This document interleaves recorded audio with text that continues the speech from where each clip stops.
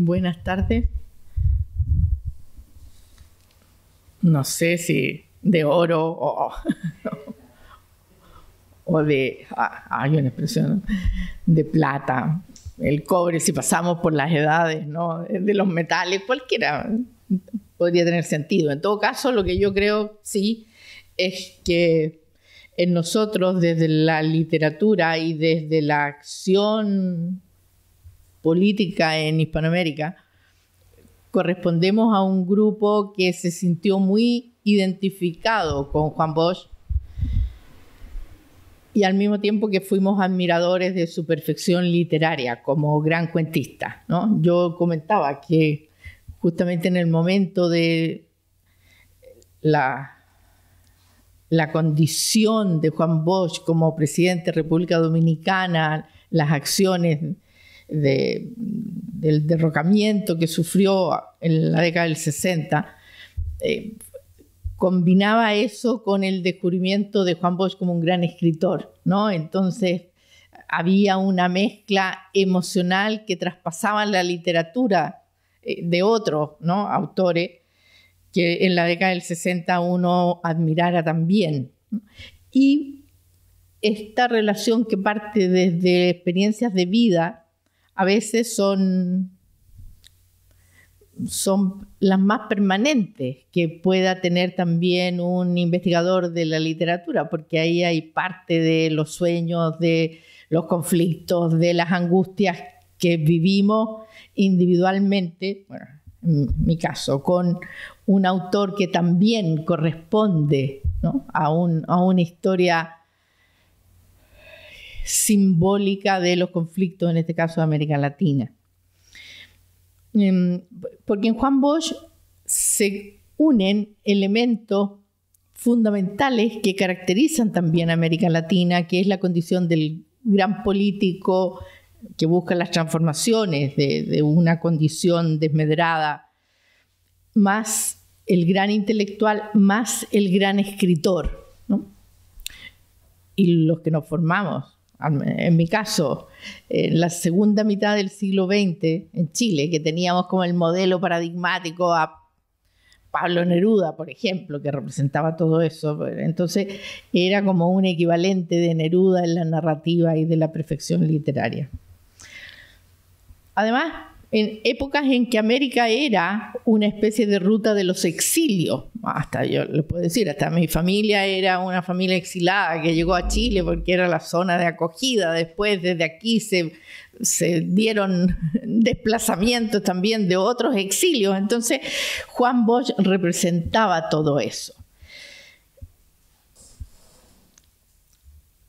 De manera tan exacta, Juan Bosch representa que va como con la historia del siglo, o sea, un intelectual, político, escritor que nace en 1909 y que muere en el 2001. Entonces, en 2001 murió, ¿verdad? O sea, es como que abre y cierra. Y con él, como decíamos, se acaba un tipo de individuo muy complejo y muy completo que se dio en el siglo XX en América y que añoramos de alguna manera, ¿no? Porque las especializaciones llevaron a que después, bueno, fueran políticos, fueran escritores, pero esta unión del gran hombre que se plantea en términos universales y en términos nacionales, que se atreve a transformar la literatura, a transformar la sociedad, que se enfrenta a la desgracia absoluta de estar exilado, de estar desterrado, de estar perseguido. Bueno, por suerte no existe en tal nivel hoy día.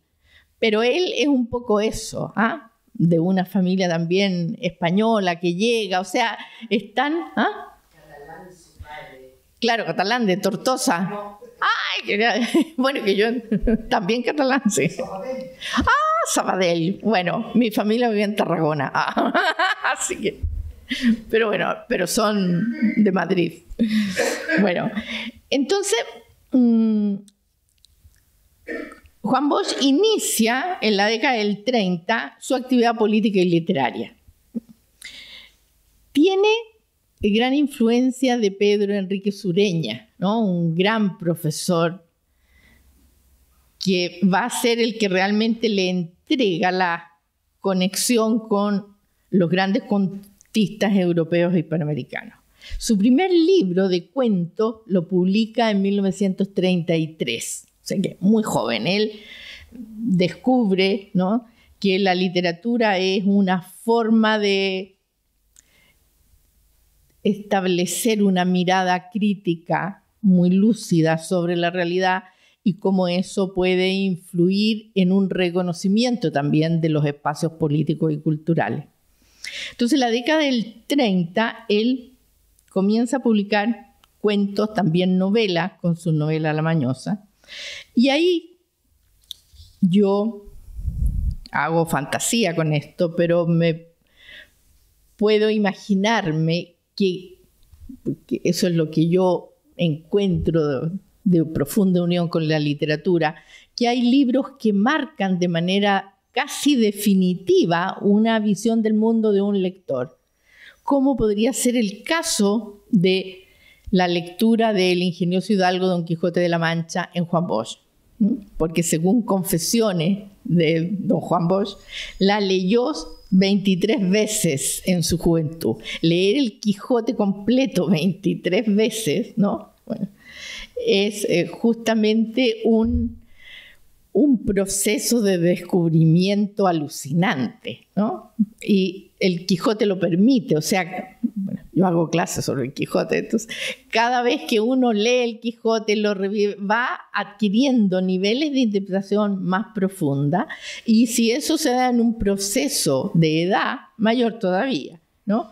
Entonces, se puede pensar que en Juan Bosch se concentró gran parte de un espíritu cervantino que tuvo que ver con su vida.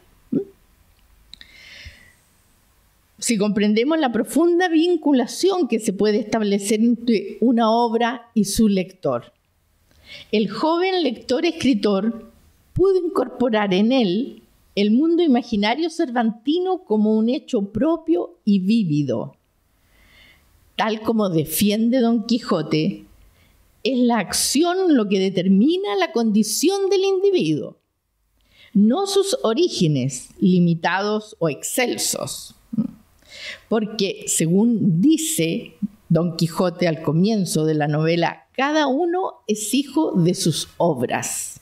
Bueno, eso también en los años 40, 50, que era fundamental con toda la teoría de Sartre, ¿no?, donde es la elección y la acción lo que define la existencia, según Sartre. Entonces, ese es como las bases intelectuales, filosóficas, que van a tener todas un resultado político, pero yo desde la literatura tiendo a pensar que fue la influencia literaria la que también guió esta acción política de Juan Bosch. Hay un texto que es clave en el Quijote, ya de la segunda parte del Quijote, donde Don Quijote le habla a Sancho y le dice: la libertad, Sancho, es uno de los más preciosos dones que a los hombres dieron los cielos. Con ella no pueden igualarse los tesoros que encierra la tierra, ni el mar encubre. Por la libertad, así como por la honra, se puede y se debe aventurar la vida. O sea, por eso yo, pensando que leyó 23 veces el Quijote en su juventud, bueno, gran parte de estos textos se hicieron propios, ¿no?, en el escritor. Les voy a comentar de 3 cuentos que a mí me parecen muy interesantes para orientarlos en una posible lectura e interpretación, demostrándoles por qué a mí me parece tan extraordinario Juan Bosch.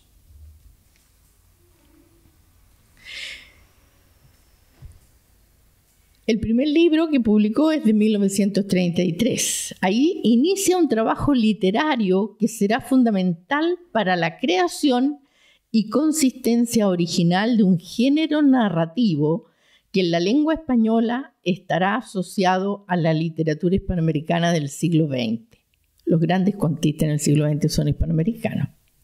Bosch conocerá y se encantará con la obra de Horacio Quiroga, quien publicara en Argentina su primer libro de cuentos en 1917, además de la literatura española, francesa, rusa y norteamericana de esos años, obras que tendrán en el escritor dominicano una privilegiada recepción, la que se va a expresar justamente ya en un cuento que es casi perfecto, que es 2 pesos de agua, ¿no? Miren, hay un dato de una entrevista que hizo, o sea, una entrevista donde respondió Juan Bosch, que decía así: Papá Juan, ese es su abuelo materno, tenía buena biblioteca, pero además él era una persona culta. En la casa de Papá Juan leí yo El infierno de Dante, Orlando el Furioso, Los 12 pares de Francia, El mío Cid, poetas modernos para la época como Espronceda, por ejemplo. Claro, Espronceda no fue muy famoso en su época, ¿no? Y muy sonoro musical, pero no. Aunque justamente tiene que ver con la imagen del rebelde, de la libertad, el gran poeta romántico español. Ahora, ¿qué es lo que podemos encontrar en Juan Bosch? Su visión literaria, aquello por qué escribe también.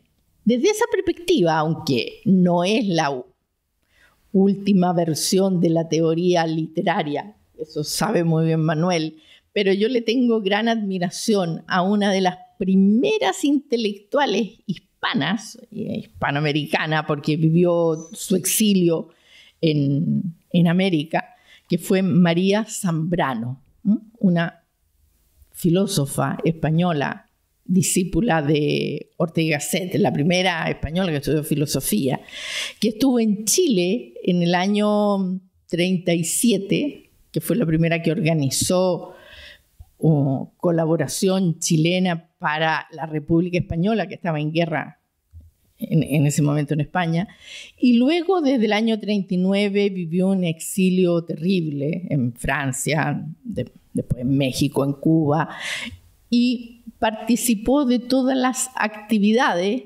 ¿no? Es como paralela al mundo de Juan Bosch, pero desde esta marginalidad que tenía la mujer en esa época. En todo caso, sus textos son muy interesantes, están siendo valorados hoy más que cuando los escribió. Y hay algunos que se refieren al sentido del escritor. Ella dice que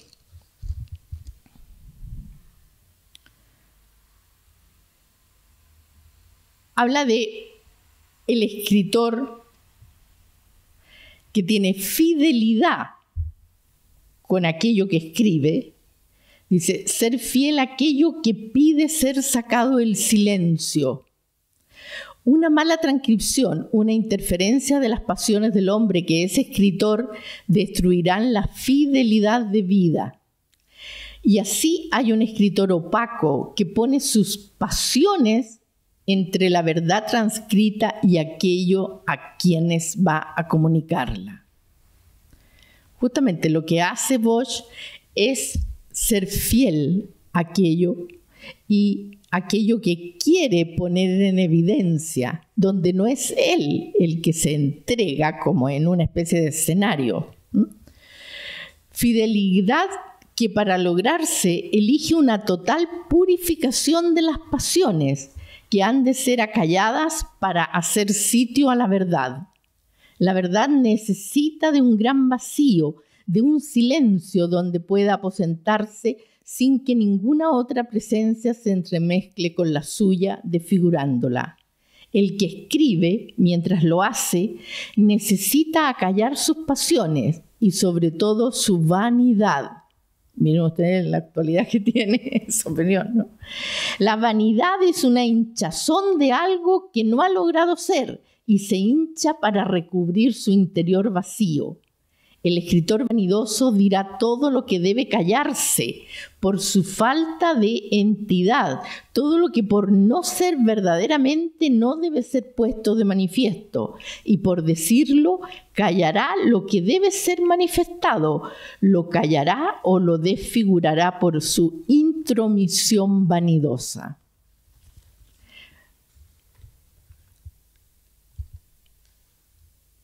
Habla entonces que el escritor revela el secreto, pero no por apetito de aparecer él tal cual es ante el público, sino que porque existen secretos que exigen por sí mismos ser revelados, publicados.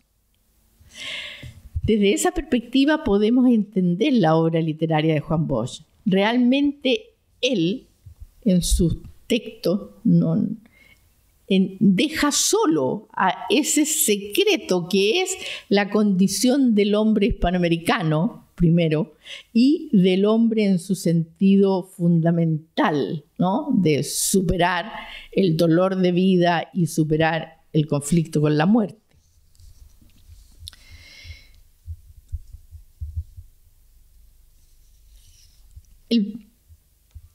El primer cuento, que es el cuento de antología, el que está en todas partes, incluso está digitalizado, ¿no? Que se llama 2 pesos de agua, lo publicó en 1941 en Cuba y está considerado como un texto literario perfecto. Según los especialistas, ¿no? Habla, por ejemplo, un especialista chileno, dice: tal vez solo en Juan Rulfo o Julio Ramón Ribeiro es posible encontrar la economía expresiva, el humor macabro y el profundo conocimiento de la idiosincrasia popular que asoma en 2 pesos de agua. Esa inolvidable historia de la viejecita que clama al cielo por lluvia y termina consiguiendo un diluvio. Juan Bosch dictó una serie de conferencias en La Habana después de haber escrito este cuento en 1944, donde él va a formalizar la teoría que está implícita en sus textos. Después amplía esta línea de la teoría en otra serie de conferencias en la Universidad de Venezuela en 1958, donde escribe la técnica del cuento. Cito a Bosch. Dice: el arte del cuento consiste en situarse frente a un hecho y dirigirse a él resueltamente, sin darles caracteres de hechos a los sucesos que marcan el camino hacia el hecho. O sea, hay un hecho, ¿no? Las leyes ineludibles del cuento, lo cito, sería: la primera es la ley de la fluencia constante. La acción no puede detenerse jamás. Esa es la sustancia del cuento. Bueno, ustedes, si no han leído a Juan Bosch, si lo leen, se van a dar cuenta de eso. Que uno no puede dejar de leerlo, ¿no? Es como, bueno, yo soy una estudiosa admiradora de León Tolstoy. Las novelas de Tolstoy también tienen eso, ¿no? Que uno empieza y queda como en una especie de magia que captura al lector y que no se puede abandonar. El cuentista, sigue Bosch, debe usar solo las palabras indispensables para expresar la acción. 2 pesos de agua comienza de esta manera. La vieja Remigia sujeta el aparejo, alza la pequeña cara y dice: dele ese rial fuerte a las ánimas para que llueva, Felipa. Felipa fuma y calla. Al cabo de tanto oír lamentar la sequía, levanta los ojos y recorre el cielo con ellos. Claro, amplio y alto, el cielo se muestra sin una mancha. Es de una limpieza desesperante. Y no se ve nadita de nubes, comenta. Hasta ahí esta cita del cuento. Se inicia el cuento con la acción de un personaje, la vieja Remigia, en una secuencia de múltiples acciones en tiempo presente. Esto no es fácil de conseguir en un texto. Ven, usted dice, la vieja Remigia sujeta el aparejo, alza la pequeña cara y dice. Son 3 acciones dadas en verbo en presente, ¿no? Y así sigue todo. Pero eso tiene además un elemento que es fundamental en los cuentos de Juan Bosch. Y es que estas acciones en presente incorpora como un efecto simultáneo y cómplice al mismo tiempo del lector. O sea, nosotros quedamos dentro de ese tiempo y quedamos ahí aprisionados por esta maravilla imaginaria de las acciones que están ocurriendo delante nuestro, simultáneamente en el tiempo. El largo durativo de la acción, oír lamentar, donde se asocian y suman 2 infinitivos en un interminable movimiento de acciones en toda su potencia, domina la atmósfera inicial de los personajes. Demostración perfecta de su tesis, de la tesis de Bosch, que el medio de creación de que se sirve el cuento es la lengua, cuyo mecanismo debe conocer a cabalidad. Y eso es lo que tiene Bosch, un conocimiento y un dominio de la lengua magistral. Bueno, y de ahí las 23 veces que leyó a Cervantes, porque Cervantes usa también eso de las secuencias de acciones, ¿no? Y son acciones que se dan en paralelo. Yo, bueno, no me quiero detener en esos elementos, pero son muy interesantes porque en Cervantes, en el Quijote, por ejemplo, el narrador nos plantea algo en secuencias directas de verbo y luego invierte el orden en que están los verbos con los pronombres, por ejemplo, y entonces se intensifica la misma acción desde otra perspectiva, pero en una síntesis lingüística y en una amplitud de significado. Con el mínimo de palabras, el máximo de significado, ¿no? Que eso es muy complejo y no es fácil. La síntesis que abarca la condición universal del mundo, donde todos los individuos están dominados por la angustia de la sequía, se expresa en una gradual secuencia perfecta. Le cito: la gente que vive en él y en los otros y en los más remotos, de nuevo, esta indicación del 3, ¿no? Como secuencia perfecta. Estará pensando como ella y como la vieja Remigia, nada de lluvia en una sarta bien larga de meses. La perfección y dominio de la lengua sintetiza la visión angustiada del hombre frente a la naturaleza por medio de enumeraciones progresivas. También se da eso. Infinidad de caños acabaron por agotarse, otros por tornarse lagunas, otros lodazales. Algún día caería el agua, alguna tarde se cargaría el cielo de nubes, alguna noche, vean, esta relación paralelística en la secuencia del tiempo. Algún día caería el agua, alguna tarde se cargaría el cielo de nubes, alguna noche rompería el canto del aguacero sobre el ardido techo de yaguas, algún día. La circularidad de la esperanza del día, tarde, noche, día, entregada a la imprecisión de algún día donde se vislumbra la imposibilidad de resultados lógicos para las acciones humanas. Y aquí es donde encontramos ese elemento que es tan sorprendente en los cuentos de Bosch, que es el sentido de la tragedia. Los cuentos están todos marcados por tragedia. Aparece junto al hombre y la mujer del Caribe el fatum implacable bajo la forma de la naturaleza. La voluntad de la mujer, cercana a la irracionalidad tormentosa del espacio, espera cambiar el destino de hambre y destrucción que ha marcado la vida. Tiene un nieto, un futuro, una posible liberación de todas las limitaciones que ha conocido. Su voluntad es indestructible, diferente a aquellos que, comillas, sedientos y desesperados, muchos hombres abandonaron los conucos, se fueron, ¿no?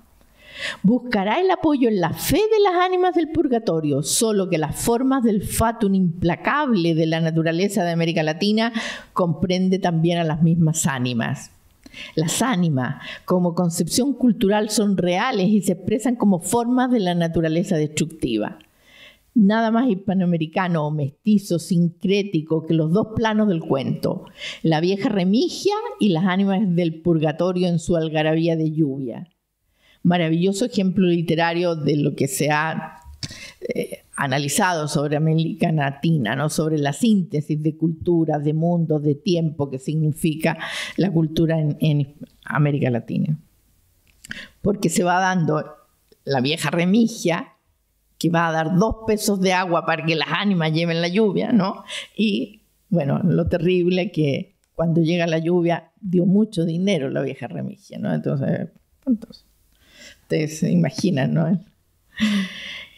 Bremont, un teórico francés, desconocido por Juan Bosch en los años de escritura de este texto, se habría maravillado al aplicar su lógica de los posibles narrativos al cuento 2 pesos de agua. Justamente podríamos imaginar al escritor dominicano creando las secuencias perfectas que facilitarían la futura teoría de Bremont. O sea, si uno lee a Bosch, podríamos decir que Claude Bremont, creó su teoría sobre la lógica de los posibles narrativos solo con leer el cuento de Bosch. Aquellas que le otorgarán las 2 características más importantes a un agente de la acción narrativa, Remigia en este caso, su capacidad de actuar y también su capacidad de ser afectada por la acción, porque ella actúa, pero la misma acción, ¿no?, es la que le lleva a la tragedia.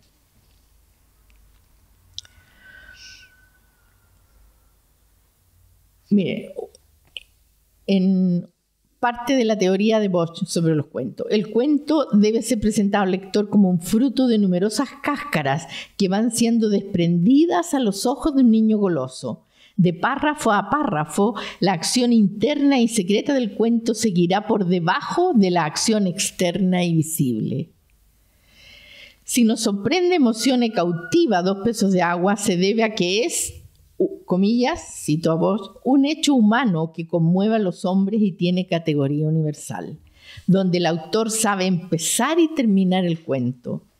En un texto tan breve como este cuento encontramos la demostración de toda su teoría y el origen de los grandes cuentistas hispanoamericanos, donde la intensidad de la tensión emocional se refleja en cada una de las palabras, como también hará Julio Cortázar en los años 50, reconocido lector del Bosch. La forma del cuento está regida por su naturaleza activa. En la naturaleza activa del cuento reside su poder de atracción, que alcanza a todos los hombres de todas las razas en todos los tiempos. Ahora, otro cuento, él escribe cuentos sobre el Caribe, pero en sus viajes por América, ¿no?, escribió cuentos sobre el altiplano, para hacer el contraste. Es muy interesante, un cuento que está en una de esas publicaciones que se llama El indio Manuel Sicuri. Aquí vamos a estar en un mundo que es el mundo del altiplano con un personaje que es un aymara. Entonces, el espacio cultural es totalmente distinto al del Caribe, pero la visión de la existencia, o sea, podemos decir que existencialista, y eso se refuerza después en La muchacha de La Guaira, existe en todos sus textos. Ahora, aquí hay una cosa muy interesante en este cuento, que es la difícil relación de los códigos culturales que conviven. O sea, eso que yo les planteaba, que es la característica hispanoamericana, que es un espacio de códigos complejo, ¿no?, es lo que va a enfrentar a los 2 personajes. El indio aymara, Manuel Sicuri, que es todo un símbolo de la tierra, de la pureza de la naturaleza, la soledad absoluta de un tiempo remoto, con un tránsfuga de alteración social, que es un peruano, curioso está visto como un peruano que llega a Bolivia, ¿no?, que es un extraño a ese mundo y que va de Perú escapando a Bolivia, y de Bolivia quiere volver a escapar hasta Chile, ¿no? Esto. Claro. Entonces, este es muy interesante, porque es un texto sobre la persecución, y una persecución traspasada de códigos culturales y de individuos. Primero, el que escapa es el peruano, ¿no?, y está escapando de la policía porque es un ladrón. Es en el primer momento del cuento, hasta que en el centro del cuento viene el cambio de sentido de la historia, aparece la tragedia, ¿no? Y ahora va a ser Manuel Sicuri el que va a perseguir al cholo peruano, buscando la justicia. O sea, son problemas de justicia, pero una es la justicia que decide la sociedad ante este ladrón que robó joyas de una iglesia, ¿no? Pero luego va a ser Manuel Sicuri que va a perseguir a este adversario de todo, ¿no? Esta representación del mal, porque ha roto todos los códigos fundamentales de la misma naturaleza. O sea, ha roto el código de la hospitalidad y ha violado a su mujer.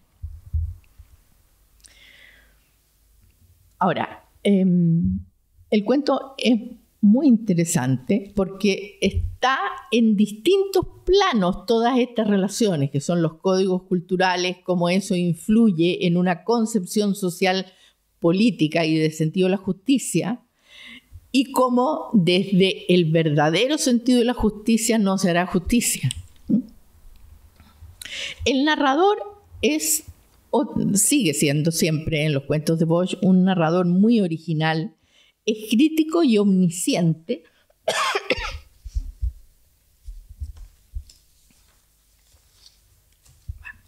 A ver si. Por ejemplo, hablando, ¿no?, de la explicación que da el peruano ante este gentil y generoso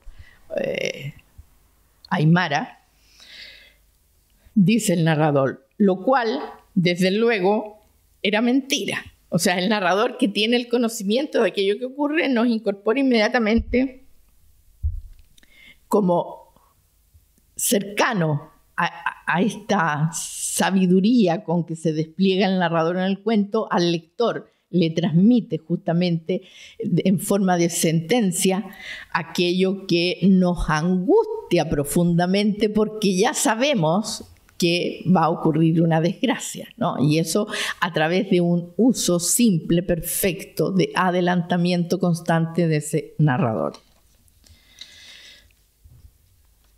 Entonces, genera un lector también omnisciente que hará suya la tensión narrativa, la emoción receptiva de la compasión, porque nosotros empezamos a sentir una compasión terrible por el Manuel Sicuri, porque sabemos que se está equivocando, porque es bueno y es generoso, y entendemos que va a ocurrir la desgracia, ¿no? Y eso nos lleva a un elemento que en la literatura se asocia con el sentido de la tragedia. Ustedes saben que en la tragedia, esto está dicho por Aristóteles, toda acción que lleva a la tragedia va a provocar en el receptor compasión y terror. Porque el personaje de la tragedia va a sufrir un castigo. Y ese castigo está originado en una pequeña culpa, en algo en que él se equivocó, pero se equivocó de manera menor al castigo que va a recibir.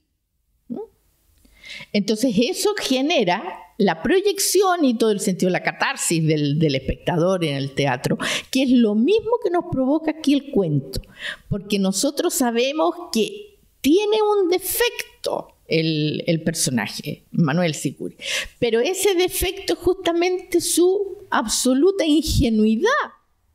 Él es ingenuo, entonces no se puede dar cuenta de la maldad del hombre que él ha acogido. Entonces,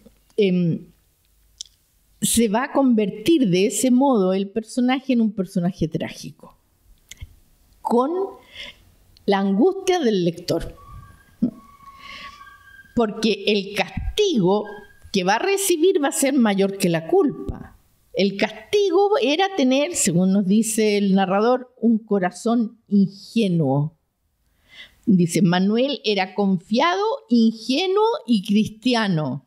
De nuevo, la caracterización en 3 momentos, ¿no? A la manera cervantina. Entonces, eso de ser ingenuo también es una culpa, porque esa culpa va a llevar a la desgracia a María, que es su esposa. Entonces, esa ingenuidad altera el mundo donde la víctima va a ser María,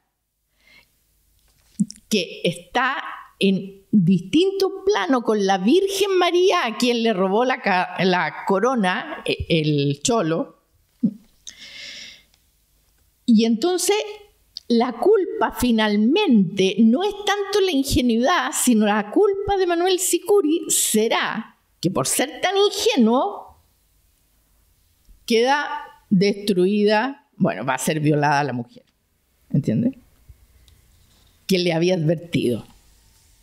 Entonces, todo este cuento es un cuento muy extraordinario porque parte desde la inocencia de este personaje que no reciben a nadie, en ese altiplano no va nadie, llega un hombre, ¿cómo no lo van a tratar bien, no?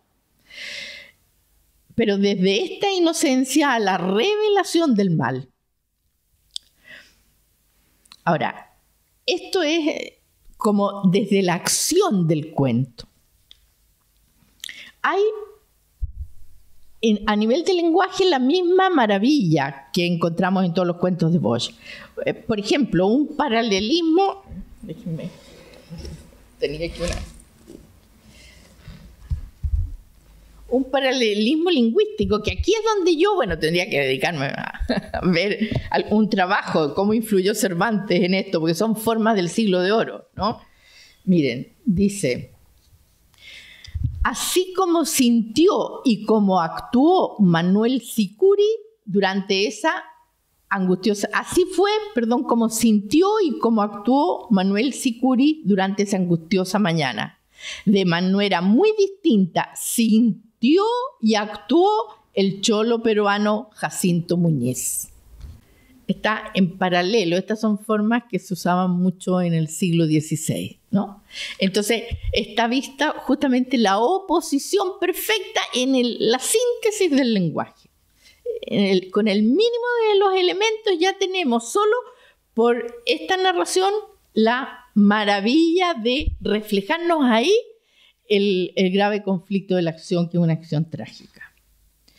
Hay otro elemento también muy importante, que las descripciones del espacio, cuando se describen espacio, contienen la emoción asociativa entre los objetos que se están describiendo para llegar en una especie de secuencia a un elemento simbólico y anticipatorio de la acción justiciera futura.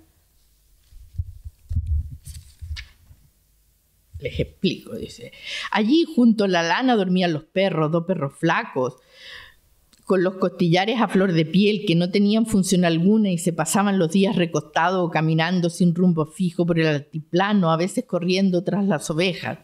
En el primer rincón de la derecha, con el hierro contra el piso, estaba el hacha. Esa hacha en realidad, va de los elementos de que rodean en una especie de secuencia hasta que se detiene en el hacha, que va a ser fundamental, ¿no? Esta es la síntesis en la descripción con un elemento de profunda emoción, que en este caso va a ser anticipatoria. Y ahí, bueno, podemos también establecer lo que en los estudiosos teóricos del género narrativo hablan sobre qué es una descripción y qué es una narración, ¿no?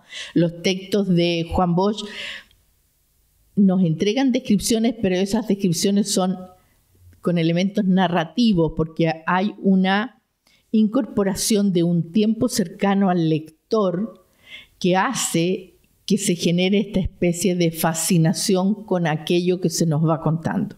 Estas son fórmulas que no todos los escritores, porque hay muchos escritores que pueden describir un espacio o describir un personaje, pero cuando se narra es cuando ya hay elementos temporales y de emoción incorporada en la manera como esto se está narrando. Por ejemplo, el uso de formas verbales durativas y no perfectivas, ¿no? Bueno, el cuento termina con un interrogante, con la búsqueda de respuesta,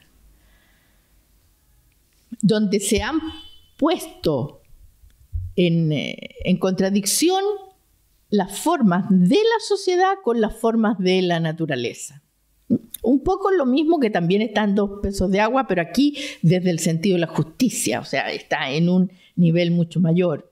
No es la naturaleza la que domina, ¿no? Lo implacable de la naturaleza que lleva a la muerte, como en 2 pesos de agua. Aquí está la interrogante angustiosa de cuál es el sentido de la justicia. Porque hay códigos culturales convencionales, que son los políticos, los de la administración del Estado, la policía que persigue. Pero en la naturaleza hay códigos verdaderos, que son los naturales, los que están en los animales, ¿no? Entonces, cuando existen fieras, a esas fieras se las ataca, se las destruye, ¿no? Pero Manuel Sicuri, que recurre a las formas de la naturaleza, va a terminar preso como asesino, según la forma de la convención social. Entonces, en este cuento, como en todos los otros, hay una relación implacable del hombre con la muerte. Siempre está presente esa situación límite, ¿no? Del hombre que se enfrenta a la muerte y que desde ahí le quiere encontrar un sentido a la vida. También en este cuento aparece una inversión del cuento mítico. En el cuento mítico siempre hay un héroe que se enfrenta a la fiera, vence a la fiera, recibe la recompensa, recibe el reino, se casa con la princesa porque mató al dragón, ¿no? Pero ¿qué es lo que pasa aquí? Esta es la contrafigura terrible del cuento mítico. Entonces tenemos la inocencia e ingenuidad de ese personaje, Manuel Sicuri, que está como en el mundo mítico, pero que va a ser alterado completamente por la presión de esta sociedad de destrucción, de este ladrón. Bueno, el cuento tiene muchos otros elementos, porque además la esposa se llama María, ¿no? Él es devoto de la Virgen María, por tanto, si robó la corona de la Virgen merece la prisión, pero él quiere